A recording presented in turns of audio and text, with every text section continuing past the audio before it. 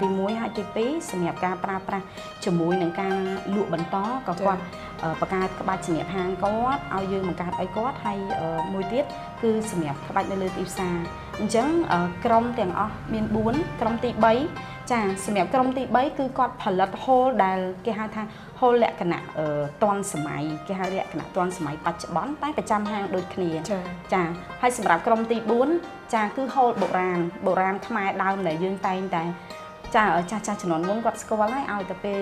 យើងនិយាយពីហូលភេកក្រាំគឺល្បីមែនតែនចាអានឹងជាហូលច្បាប់ដើមពីបុរាណដែលយើងមិនមានការច្នៃប្រឌិតអ្វីទាំងអស់ចាគេហៅហូលបុរាណហូលខ្មែរដើមចាអញ្ចឹងទាំង4ក្រុមហ្នឹងគឺផលិតសម្រាប់ហាងយើងផ្ទាល់តែយើងខ្ញុំចាប់អារម្មណ៍មួយទៀតតកតងទៅក្បាច់ហ្នឹងយើងអ្នកចេញឲ្យពួកគាត់ដែរហើយពួកគាត់ធ្វើតាមតម្រូវចិត្តយើងឬមួយក៏យ៉ាងម៉េចចាសម្រាប់ចំណុចហ្នឹងនាងខ្ញុំចង់បញ្ជាក់ថាក្បាច់នីមួយយើងមានការស្រាវជ្រាវចាយើងព្យាយាមស្វែងរកអ្វីដែលជារបស់ដើមរបស់យើងចារបស់ដើមរបស់យើងធម្មតាបច្ចុប្បន្នគេហៅថាជឿនលឿនចាជឿនលឿនអញ្ចឹងជឿនលឿនពេកទៅ